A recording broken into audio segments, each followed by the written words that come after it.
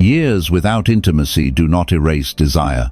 They change how a woman learns to manage it. Folks, let's be honest.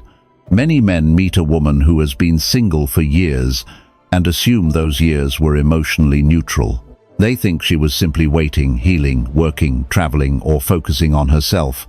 And maybe she was.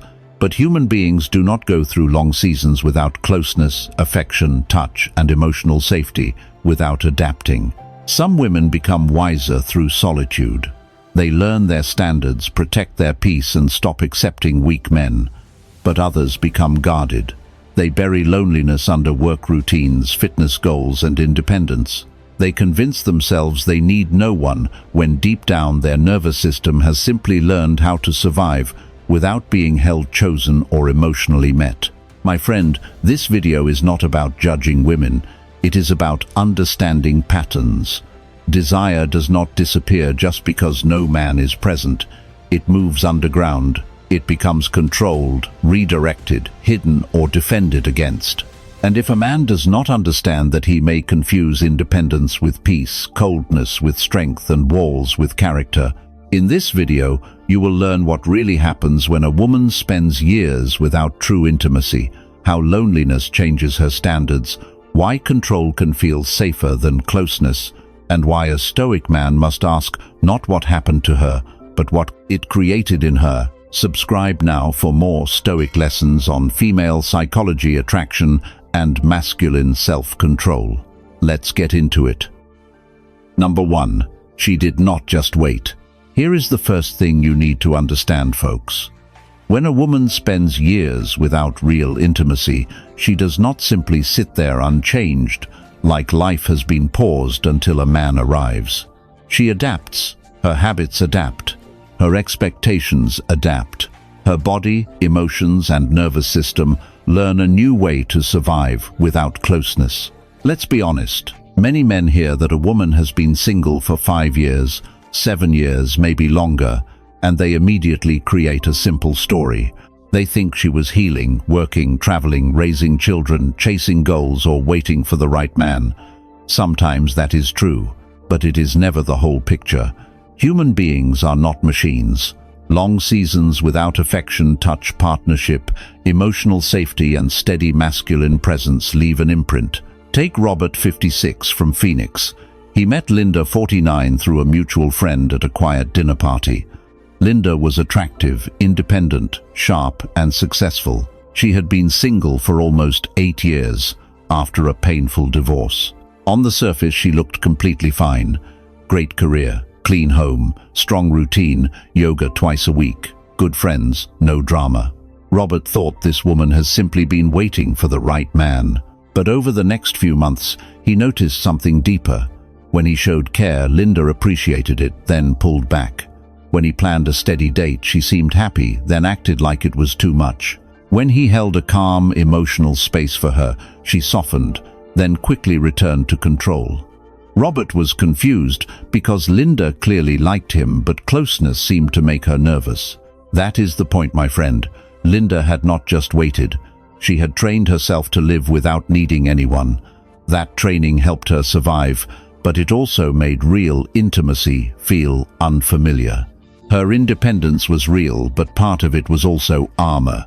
She had built a life where no man could disappoint her, because no man was allowed to get close enough to matter. This is where a Stoic man must observe without judging. Do not hear her past and create a fantasy. Do not assume years alone made her pure, peaceful, healed, and ready. Also, do not assume it made her broken, bitter, or impossible to love. Both extremes are lazy thinking. The mature question is this: what did those years teach her nervous system to expect? Maybe she learned patience. Maybe she learned discernment. Maybe she learned self-respect.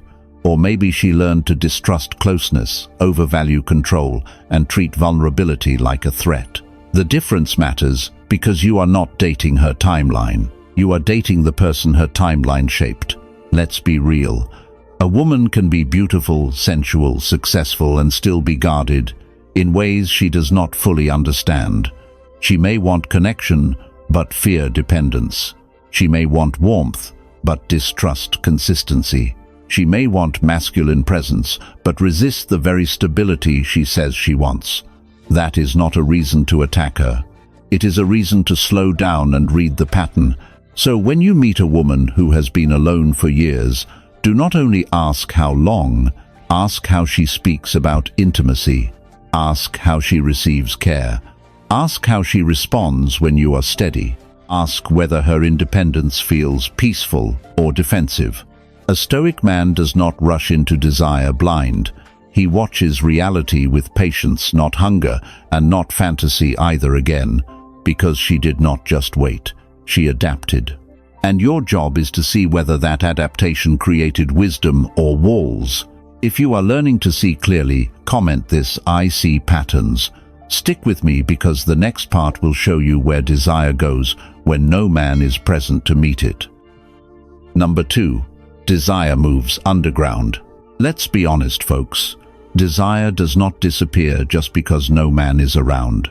It does not shut off because a woman becomes busy, independent, successful, or tired of dating. Human desire is not a light switch. When it has no safe place to be expressed through real connection, it often moves underground. That means it becomes private, hidden, controlled, redirected, or buried under routines. She may not talk about it. She may not show it. She may look completely composed from the outside. Work is handled. Bills are paid. Her home is clean. Her body is trained. Her social life looks normal. But inside, the need for closeness, warmth, touch, being wanted and feeling emotionally met does not simply vanish. It finds another room to live in. Understand this clearly. This is not about judging her. It is about seeing human nature without fantasy. A woman can be strong and still have needs. She can be independent and still crave closeness. She can say she is fine alone and still carry a quiet hunger for connection that she has learned to manage privately. The danger for a man is assuming that because she seems controlled, nothing is happening beneath the surface. Marcus Aurelius wrote, "Look at things as they really are." That is the Stoic approach here. Do not look at a woman through a crude imagination. Do not look at her through naive innocence either. Look at reality. Long periods without intimacy train a person to manage desire in indirect ways. Some redirect it into work, some into fitness, some into spiritual discipline, some into fantasy, some into control, some into emotional distance.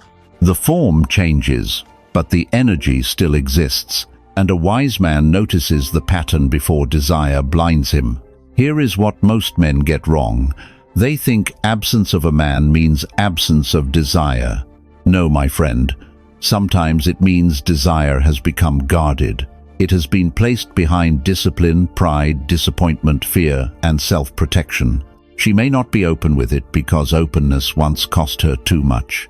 She may not trust it because wanting someone made her feel vulnerable. So desire goes underground, not because it died, but because it learned to hide. Epictetus said, "No man is free who is not master of himself." That applies to you too. When you meet a woman who has lived this way for years, do not let curiosity control you. Do not become crude. Do not make assumptions. Do not treat her private world like something to conquer. A Stoic man stays respectful, observant, and grounded. He watches how she responds to closeness, not just what she says about it. If desire has moved underground for too long, real connection may feel both attractive and threatening to her. She may enjoy your masculine presence, then pull back when it starts feeling real. She may want warmth, then retreat into control. She may be drawn to being seen, but uncomfortable with being known. That is why patience matters, not weak patience, controlled patience. Your job is not to force what is hidden to the surface. Your job is to create enough safety, consistency, and masculine calm that truth can reveal itself naturally, and if it does not, you respect that too. Because the point is not to rescue her from herself. The point is to see clearly before you invest deeply, before you give your heart away. Desire underground can become wisdom when it is understood. It can become walls when it is feared. Learn the difference. If you understand this, comment this: I see deeper. Stay tuned, because the next part will show you how long solitude can quietly rewrite what a woman expects from men. Number 3. Solitude changes her standards. Here is the truth, folks. Long solitude does not only change how a woman spends her nights, it changes what she expects from men, what she tolerates, what she fears, and what she believes closeness will cost her. Sometimes that change is healthy. Sometimes it becomes a wall dressed up as a standard. Let's be honest. A woman who has been alone for years may develop stronger boundaries. She may stop accepting weak effort, empty promises, lazy communication, and men who only want access without responsibility. That kind of solitude can sharpen her judgment. It can make her wiser, calmer, and harder to fool. A man should respect that. But solitude can also distort standards when pain is left unexamined. A woman may start calling fear a boundary. She may call control independence. She may call emotional distance peace. She may build such a strict filter that no real man can pass through it, because every man is judged against old wounds, old betrayals, or an ideal version of safety that does not exist in real relationships. Take James, 55, from Tampa. He met Karen, 48, through a friend at a Sunday brunch. Karen had been single for 6 years after a painful marriage. She was intelligent, attractive, disciplined, and proud of the life she had rebuilt. James liked that about her. He did not want a helpless woman. He wanted a mature woman with standards. At first, Karen seemed clear about what she wanted. She said she valued honesty, consistency, and emotional maturity. James respected that. He called when he said he would call. He planned dates without pressure. He listened when she spoke about her past. But after a while, James noticed something strange. Karen's standards kept moving. If he texted too warmly, she said he was moving too fast. If he gave space, she said he seemed distant. If he showed interest, she questioned his motives. If he stayed calm, she wondered if he cared enough. That is when James realized her solitude had done two things at once. It had made her strong, but it had also made her suspicious of the very steadiness she said she wanted. She had learned how to survive alone so well that being emotionally met felt unfamiliar. A healthy man did not feel safe immediately. He felt unpredictable because he asked her nervous system to trust again. My friend, this is why you must look deeper than the word standards. Some standards protect peace, others protect fear. A woman saying she has high standards does not automatically mean she is healed. It may mean she knows her worth. It may also mean she has built a fortress where every man must pay for what another man did. A Stoic man does not attack that. He observes it with care. He asks, are her standards clear and fair, or are they constantly shifting? Does she welcome consistency, or does she punish it? Does she want intimacy, or does she only want control with romantic language around it? These questions keep you grounded when attraction, beauty, and sympathy start tempting you to ignore what her behavior is clearly showing. You are not there to break through her walls. You are there to see whether she has done the inner work required to open the gate. If solitude made her wiser, you will feel peace. If solitude made her guarded, you will feel confusion. Learn the difference before you invest your heart, time, attention, and masculine energy too soon. If you are learning to read standards clearly, comment this: I read patterns. Let's keep going, because the next part will show you how her nervous system adapts when intimacy has been absent for too long. Number 4. Her nervous system adapts. Understand this clearly, folks. When intimacy has been absent for a long time, the mind may tell a woman one story, but the nervous system may tell another. She may say she wants love. She may say she is ready for connection. She may even believe it. But if her body has spent years adapting to distance control and emotional self-protection, closeness can feel unfamiliar even when it is healthy. Let's be honest. Human beings adapt to what they repeatedly live through. If a woman spends years without steady affection, without safe closeness, without being emotionally met, without a man she can trust near her heart, Her system learns how to function without those things. It learns how to stay busy, how to stay guarded, how to stay self-contained, how to avoid needing anyone too much. That adaptation can look like strength, and sometimes it is strength. But sometimes it is survival that has become automatic. She may not even realize it. A man shows up with calm masculine presence, and part of her wants to lean in, but another part tenses up. He is consistent, and she feels exposed. He is patient, and she feels suspicious. He offers warmth, and she wonders what it will cost later. Marcus Aurelius wrote, "Look at things as they really are." That line matters here, because a Stoic man must not romanticize her distance or demonize it. Look at it clearly. If she has lived in emotional isolation for years, closeness may not feel normal at first. Her nervous system may read intimacy as risk, not comfort. That does not make her bad. It means her body learned from her history. Epictetus said, "It is not what happens to you, but how you react to it that matters." This applies to you too, my friend. When she pulls back after warmth, do not instantly chase. When she becomes cold after being vulnerable, do not panic. When she seems interested but guarded, do not let your ego turn it into rejection. Stay calm enough to observe the pattern before you decide what it means. And folks, if these lessons are helping you understand female psychology with more depth, consider joining the channel membership. Your support helps keep these Stoic relationship lessons coming for men who want wisdom, self-control, and stronger masculine presence. Here is what adaptation can look like. She may crave connection, but distrust consistency.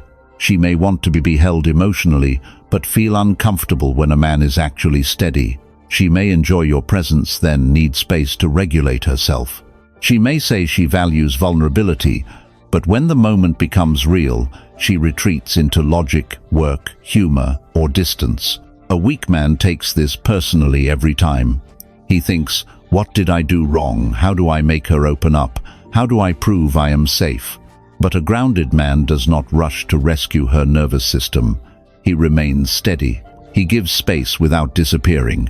He offers warmth without pressure. He lets actions speak longer than promises. But understand this too. Compassion does not mean endless patience. If her adaptation creates constant confusion, emotional distance, punishment, or instability, you still protect yourself. You can understand why a wall exists without agreeing to live outside it forever. So watch how her body and behavior respond to closeness. Does she slowly soften with consistency, or does she keep turning every open door into a threat? That answer matters. If you can observe without chasing, comment this: I stay grounded.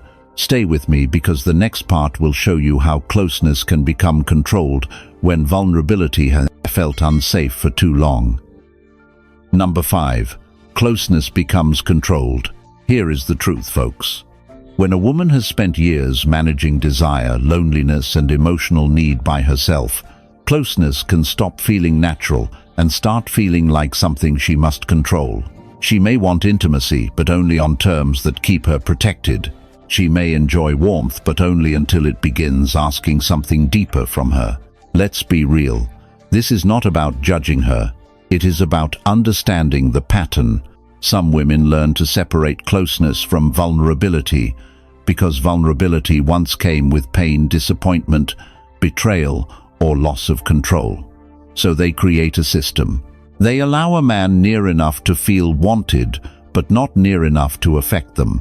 They enjoy conversation, attention, even chemistry, but when emotional depth begins to appear, they tighten the gate.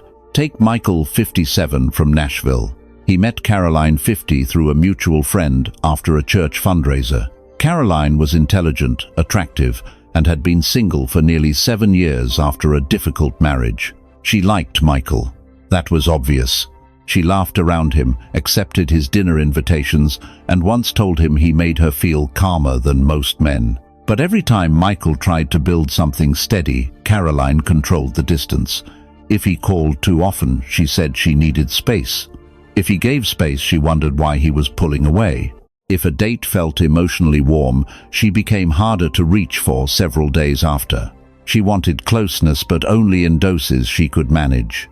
At first, Michael took it personally. He thought he was doing something wrong. Then he started watching the pattern. Caroline was not rejecting him completely. She was regulating the amount of closeness she could tolerate.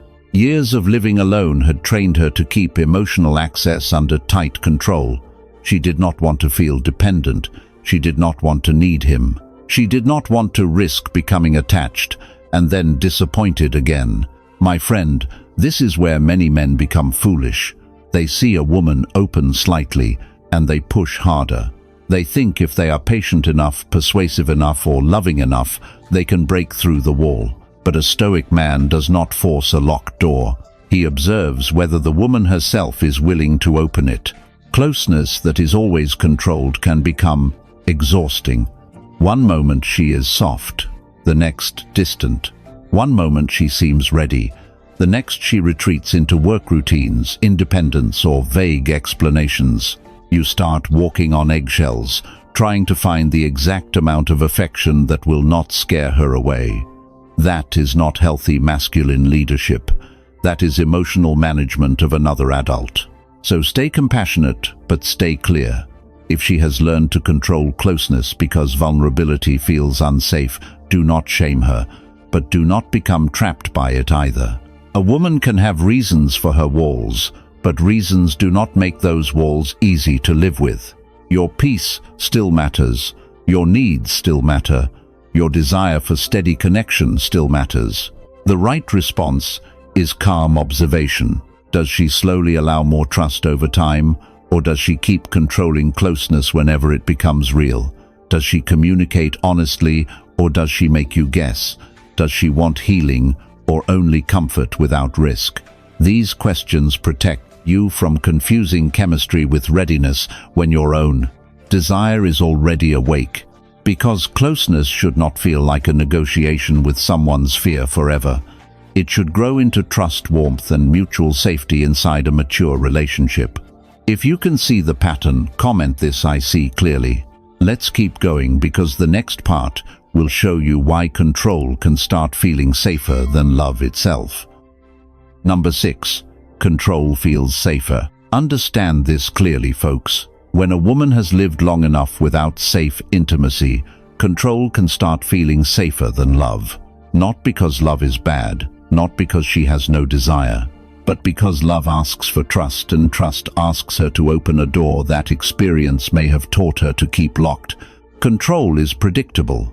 Control does not disappoint her at midnight. Control does not ask her to depend. Control does not make her wait for someone else's consistency. So she builds routines, rules, emotional distance, private habits, and a life where almost nothing can reach her too deeply. From the outside, this can look powerful. Inside, it may simply be self-protection that stayed too long. Let's be honest. A woman who feels safer in control may still want closeness. She may enjoy your attention, your calm voice, your masculine steadiness, and the quiet tension that shows up when she is near you. But when that closeness begins to feel real, control steps in. She becomes busy. She becomes logical. She changes the subject. She creates distance. She tells herself she is protecting peace when sometimes she is protecting fear. Marcus Aurelius wrote, "You have power over your mind, not outside events." That line matters here, because both of you need to understand control correctly. She cannot control every outcome, every disappointment, every risk of attachment, or every man's choices. You cannot control how quickly she opens, how much she trusts, or whether she chooses closeness over defense. The only thing you control is your response. This is where a lot of men make mistakes. They see her control and try to break it. They push harder, ask more questions, demand emotional access, or take her distance personally. That only proves to her nervous system that closeness is unsafe. A Stoic man does not force surrender. He creates steadiness, watches patterns, and refuses to chase what must be freely chosen. Epictetus said, "No man is free who is not master of himself." If her distance makes you anxious, if her guardedness makes you needy, if her control makes you try to control her back, then you have lost your own freedom. You become part of the pressure she is trying to escape. The stronger move is to stay grounded without becoming passive, warm but not begging, clear but not demanding, patient but not endlessly available. My friend, understand the difference between a woman who needs time and a woman who needs control forever. Time can soften a guarded heart when there is self-awareness. Control without self-awareness becomes a prison with nice furniture. She may call it independence, but if every deeper connection feels like a threat, she is not free. She is defended. Your job is not to diagnose her. Your job is to observe how she handles closeness. Does she communicate when she needs space, or does she disappear? Does she slowly allow trust, or does she keep resetting the distance? Does her control create peace, or does it create confusion for everyone who gets near? A mature man can respect her history without becoming a hostage to it. He can offer consistency, but he cannot live forever outside a locked door. Control may feel safer to her, but real love requires two people willing to be seen, chosen, and trusted over time. Without that willingness, attraction becomes a guarded exchange, not intimacy. And a man with self-respect must know when patience is strength and when it is only slow self-abandonment.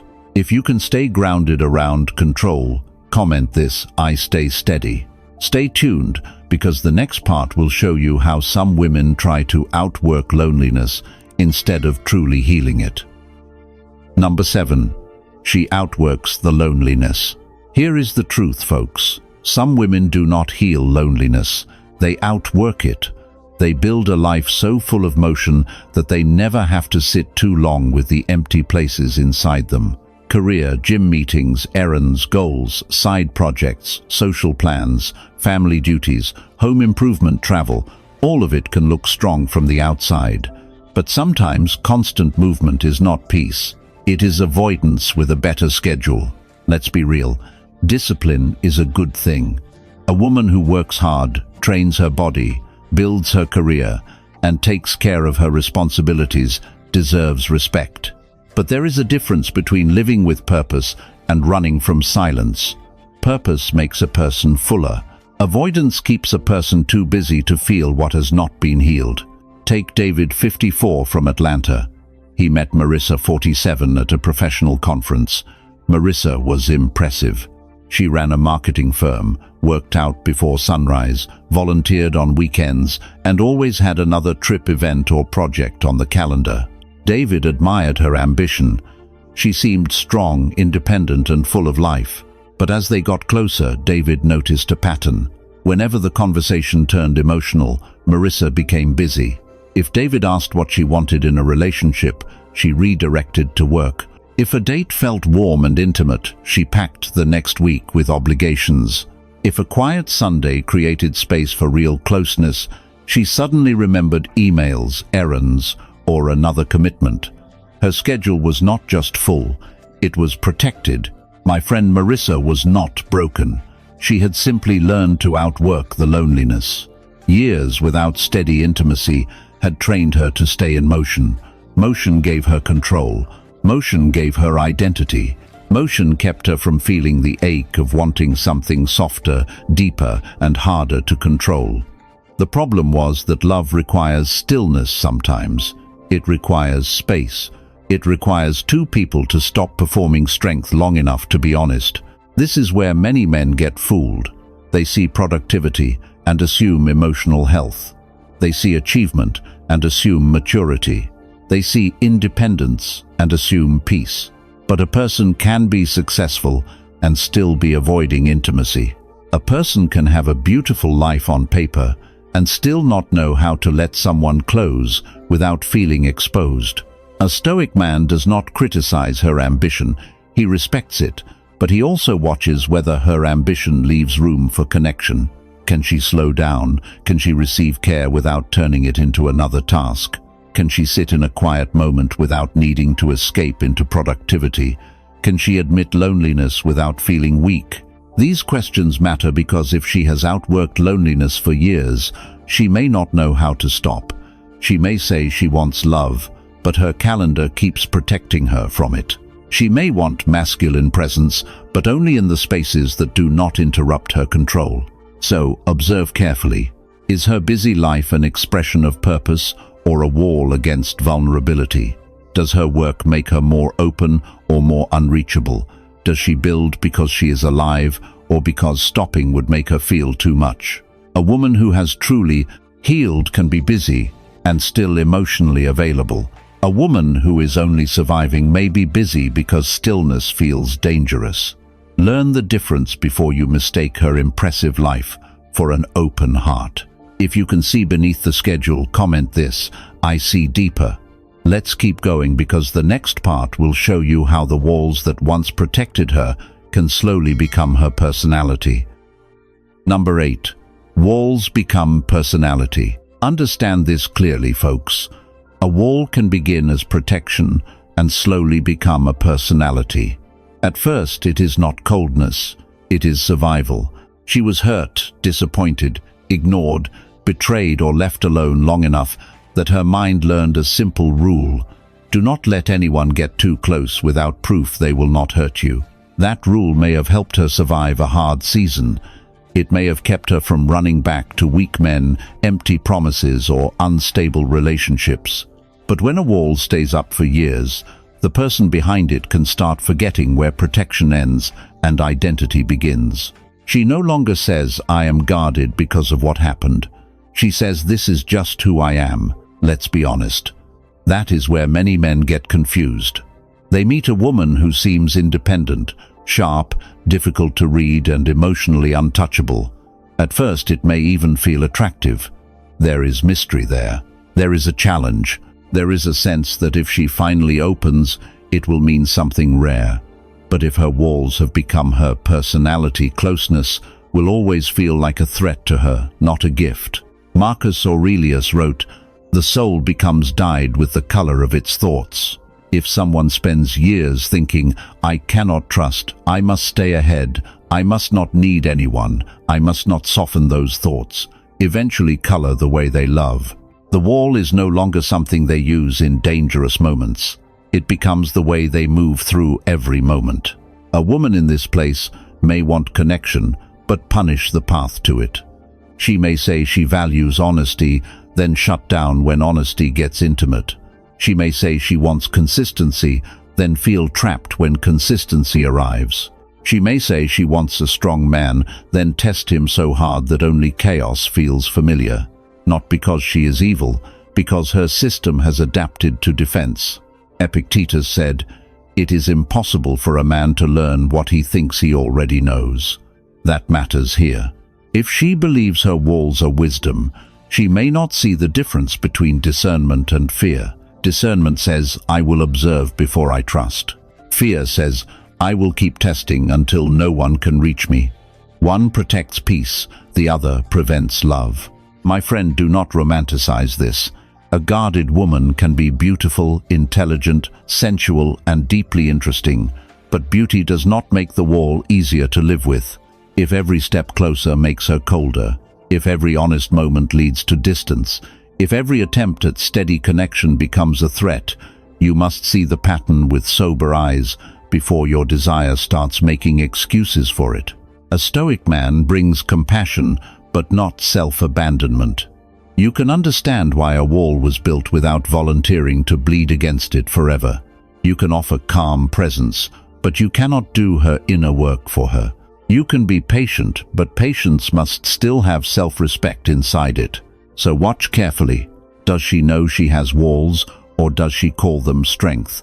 Does she slowly soften with safety, or does she keep turning safety into suspicion? Does she communicate her fear, or does she make you pay for it through distance, coldness, or control? Walls can protect a woman during loneliness, but if she never takes them down, they stop protecting love and start blocking it. A mature man sees the difference before desire makes him blind. If you can see the wall, clearly comment this: I see walls. Stay with me, because the next part will show you how pain can become identity when someone mistakes bitterness for truth. Number 9. pain becomes identity. Here is the hard truth, folks. When pain is not processed, it does not simply disappear. It starts becoming a lens. A woman may begin with one betrayal, one painful divorce, one season of being ignored, lied to, or emotionally abandoned. But if she lives with that wound long enough, she may stop saying "this happened to me" and start saying "this is how men are." That is when pain becomes identity. It no longer feels like a memory, it feels like wisdom. She may speak with certainty, saying all men cheat, men only want one thing, relationships drain, women or love is never worth the cost. And my friend, sometimes those words come from real experiences. Maybe she did love a man who failed her. Maybe she did give trust to someone who broke it. You do not mock that pain. You do not dismiss it. But let's be real. A wound can explain a belief without making that belief true. If she turns every man into the shadow of the man who hurt her, then you are not meeting a clean heart. You are meeting a courtroom where you are already on trial. Take Thomas, 59, from Cleveland. He met Janet, 52, at a mutual friend's holiday dinner. Janet was smart, attractive, funny, and carried herself with a sharp independence. She had been single for years after a marriage that ended badly. At first, Thomas admired her strength. She had rebuilt her career, raised her son, and created a stable life. But as they spent more time together, Thomas noticed the pattern. If he was kind, Janet said, men are kind when they want something. If he planned ahead, she asked what he was trying to prove. If he was quiet after a long workday, she assumed emotional distance. If he showed desire, she treated it like danger instead of connection. Thomas was not being seen as Thomas. He was being filtered through every man who had disappointed her before. That is painful for both people. She thinks she is protecting herself. He feels punished for crimes he never committed. And the connection never gets a fair chance because the past keeps standing in the room speaking louder than the present. A Stoic man must understand this without becoming bitter himself. Her pain may be real, but your self-respect is real too. You can be compassionate, but you are not responsible for proving that every man is not her past. You can show consistency, but you cannot spend your life cross-examining your own intentions just to quiet a wound you did not create. When pain becomes identity, healing can feel like betrayal. If she has built her strength around the belief that men cannot be trusted, then trusting a good man may feel like losing the armor that helped her survive. That is why change must come from her awareness, not your performance. So watch how she speaks about men love intimacy and trust. Does she recognize her pain, or does she worship it as truth? Does she take responsibility for healing, or does she make every man pay an emotional tax at the door? Does she want connection, or does she only want proof that her bitterness was right? Do not argue with pain. Observe it, respect it, but do not become a prisoner of it. A woman can have a painful past and still choose softness, wisdom, and love. But if pain has become her identity, no amount of masculine patience will create peace until she decides to heal. If you can see this clearly, comment this: I see truth. Don't go anywhere, because the final part will show you why her past matters less than the patterns it created. Number 10. Her past creates patterns. Here is the final lesson, folks. The question is not whether she has a past. Every grown woman has a past, just like every grown man does. The real question is what that past created in her. Did it create wisdom, softness, self-awareness, and better standards? Or did it create suspicion, control, bitterness, and walls that punish every man who comes after? Let's be honest. A man who only asks what happened to her is asking the easy question. The harder question is, how does she move now because of what happened? Her history may explain her behavior, but her patterns reveal whether she has grown from it. A painful divorce years, without closeness, betrayal, disappointment, or loneliness, can shape a woman in two very different directions. One woman comes out of that season clearer. She knows what she wants. She communicates better. She values steady love more deeply. She does not confuse drama with passion anymore. She can receive masculine presence without attacking it. Her past did not make her closed. It made her wiser. Another woman comes out defended. She says she wants love, but rejects consistency. She says she wants honesty, but punishes direct conversation. She says she wants a strong man, but keeps testing him, as if he is responsible for every wound before him. Her past did not become wisdom. It became a pattern of protection that blocks connection. My friend, this is where desire can make a man blind. She may be beautiful, sensual, intelligent, and exciting. She may awaken something in you that has been quiet for years. But if her patterns are unstable, your attraction will not save the relationship. Your patience will not become a miracle. Your strength will not heal what she refuses to examine. A Stoic man watches patterns without hatred. He does not shame her for having history. He does not demand a woman with no scars. That is childish. But he also does not ignore what those scars have trained her to do. Does she take responsibility for her healing? Does she communicate when she is afraid? Does she soften when safety appears? Or does she attack safety because it feels unfamiliar? This is the mature lens. Not what was done to her only, not what she says she wants only, but how she behaves when closeness becomes real, how she handles care, how she receives desire, how she responds to consistency, how she speaks about men, how she reacts when you set a boundary. That is where her past shows itself. And remember, your past created patterns too.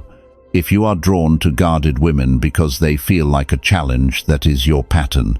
If you try to rescue every wounded woman because it makes you feel needed, that is your pattern. If you confuse emotional distance with depth, that is your pattern. A Stoic man studies both sides before he gives his time, trust, and masculine energy away again. So do not ask only whether she has been alone. Ask what being alone taught her. Do not ask only whether she was hurt. Ask whether she healed. Do not ask only whether she wants love. Ask whether her patterns can actually hold love when comfort fades, fear rises, and real vulnerability appears. Because a person's history matters less than the meaning they built from it. Pain can make someone deeper, kinder, and more conscious, or it can make them defensive, cold, and impossible to reach. Your job is not to judge too fast or hope blindly. Your job is to observe with strength, choose with dignity, and never let attraction override reality before deeper feelings make you blind. If you understand this, comment this: I read patterns.